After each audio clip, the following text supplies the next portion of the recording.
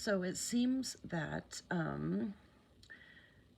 people enjoy the reading of this, and so I'm going to continue reading chapter 1, and I can only make up to 15-minute videos without, I've noticed that not registering my device to a name, it seems to get less hacking and censoring, so I'm trying to stick with that. But we had left off with the nanobots, which is particularly interesting to those of us with Morgellons disease, because they gave us lots of nanobots when they gave us filled as full of disease so that they could track the progress.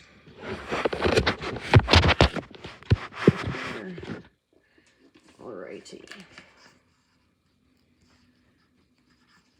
So there was a new anti-aging treatment that was being met with wild enthusiasm across the country.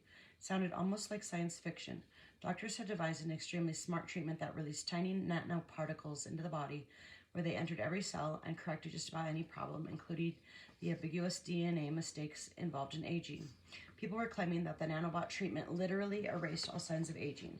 Victor had seen before and after pictures that were almost impossible to believe. He felt guilty when he thought about his shared commitment with Elaine to age and die naturally, but that option had already been nullified the day he accepted his artificial heart. If he was going to live several more decades, why not look and feel as young and vital on the outside as he felt on the inside? 100 years later, Victor finds himself once again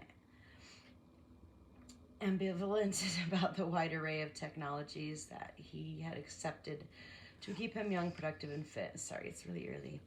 His closet companion is a robot that caters to his every need, yet leaves him nostalgic for Elaine and longing for a more authentic relationship.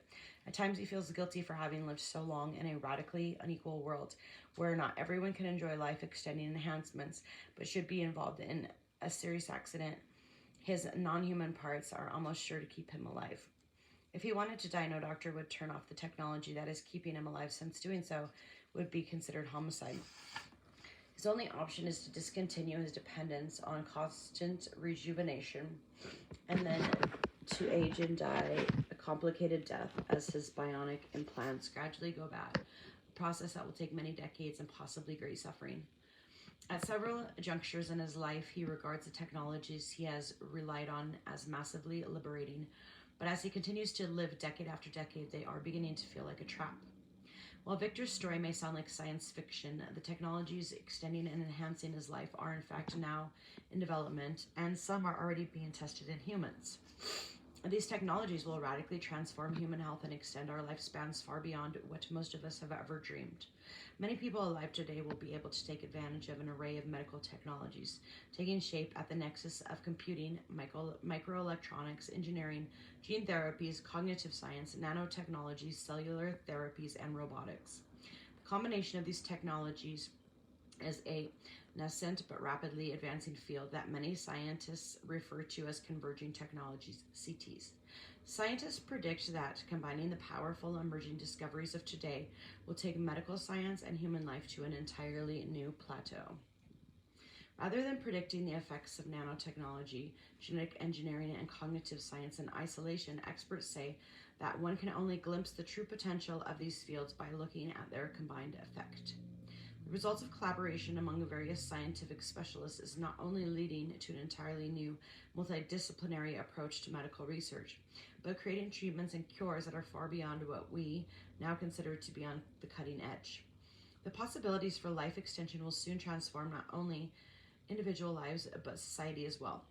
At the same time, the technologies discussed in this book will almost surely introduce ethical quandaries and complications that we all ill prepared to navigate. The multitude of technological blessings come complicated practical and ethical issues, some of which we can predict, but many we cannot.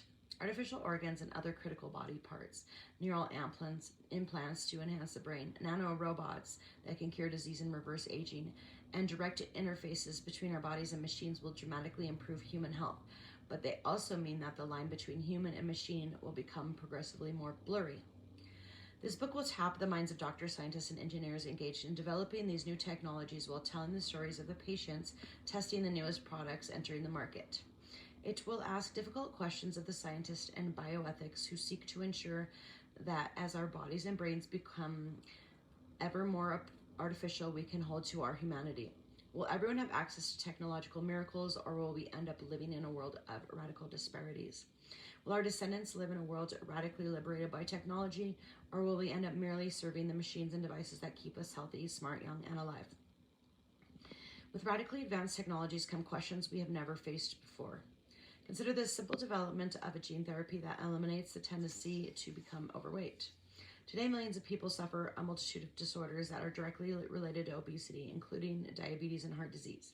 Yet many researchers say this is by no means inevitable.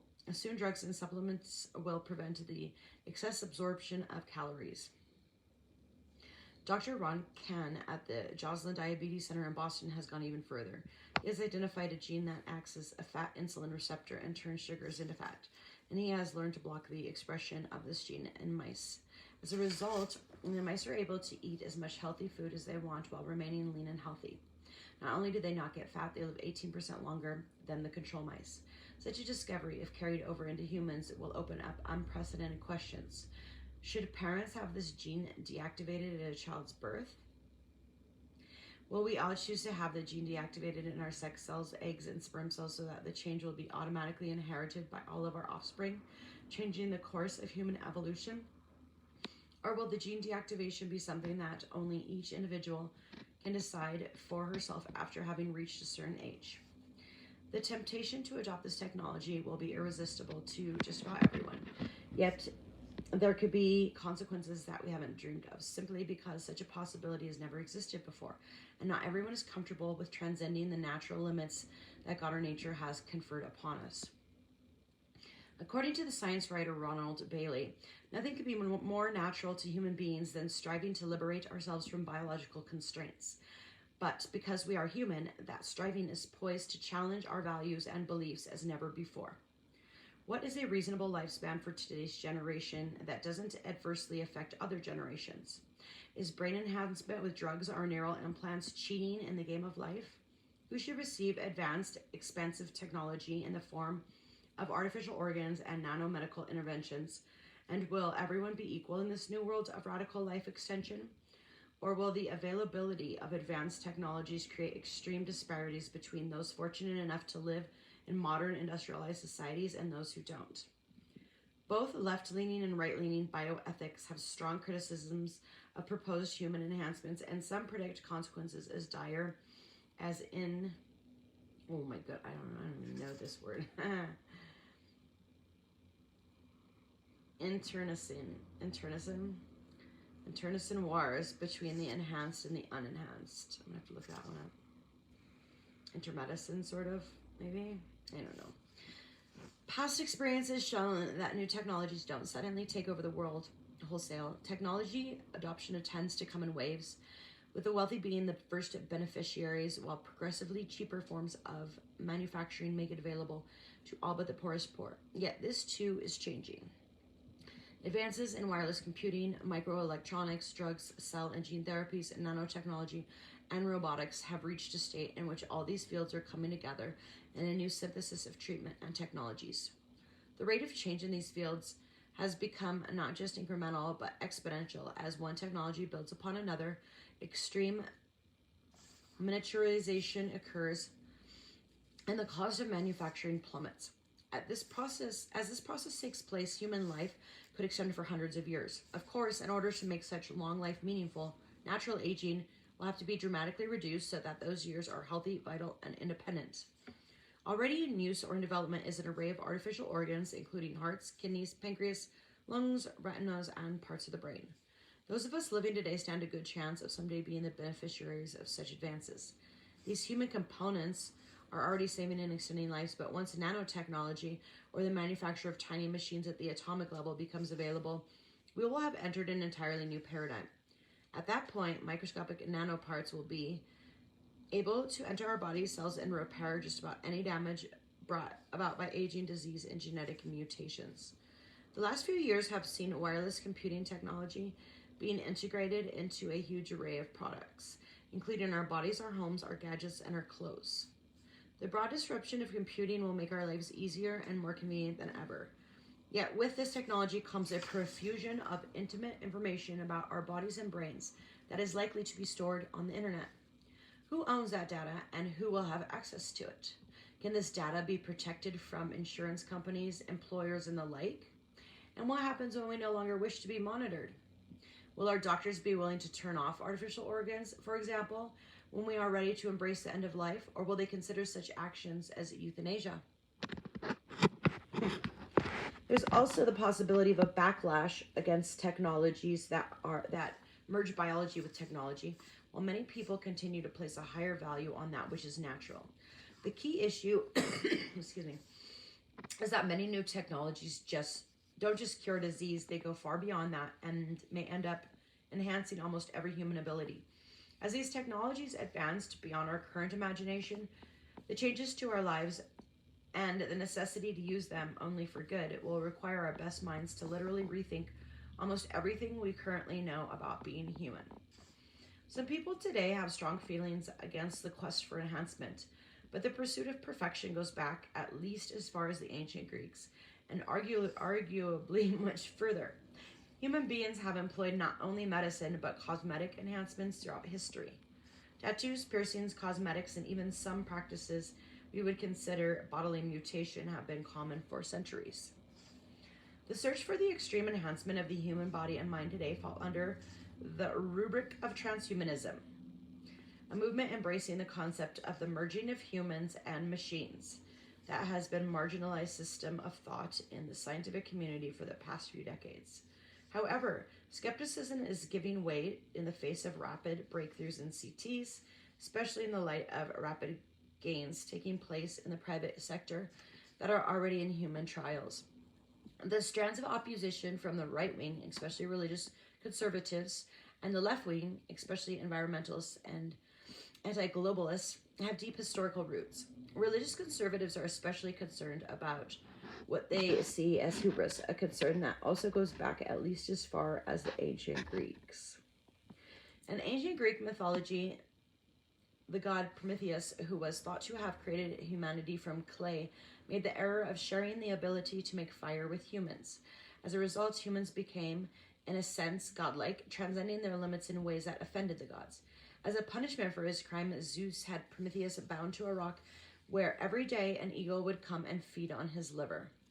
Overnight, his liver would regenerate itself, only to be eaten again the next day. Prometheus was condemned to an eternal tormenting punishment for trying to raise mankind above its natural state.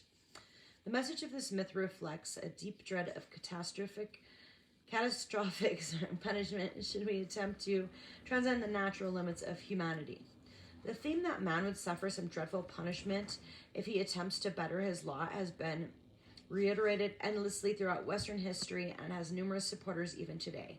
Bioconservatives today often invoke the charge of playing God in a whole array of medical and biotechnology issues and remain convinced that should humans, in their hubris, cross some line that enables them to develop godlike powers, the unintended results would be catastrophic. Transhumanism has been so deeply intertwined with human history that the seeds of transhumanistic thought can be seen since the beginning of time. The transhumanistic trend has also deep roots in rational humanism and the Enlightenment, and its sweep seems to grow wider with each passing year thanks to scientific innovation. The deep longing for perfection that gave rise to transhumanism can be seen in everything from Plato's dialogues to medieval Christianity to modern science fiction. However, the vast majority of doctors, researchers, and others in the field of developing and regulating CTs adamantly reject the label transhumanist because of its radical connotations. The term transhumanism was first coined in 1927 by Julian Huxley, a biologist and brother of author Aldous Huxley. Huxley used it to denote the human organism in transition from human to the next stage of existence, described as the post-human. In this book, I use it simply to signify humanity and an active process of profound change, and not necessarily in the strictest sense described by the World Transhumanist Association, WTA. Ooh, I have to look into that one. WTA represents the contemporary transhumanistic social movement, or transhumanism with a capital T. This movement began to form in the 1960s, and although it might appear to have languished in the obscurity of a small community of unconventional thinkers, it's gathering strength from the amazing trajectory of scientific discovery. Gotta stop.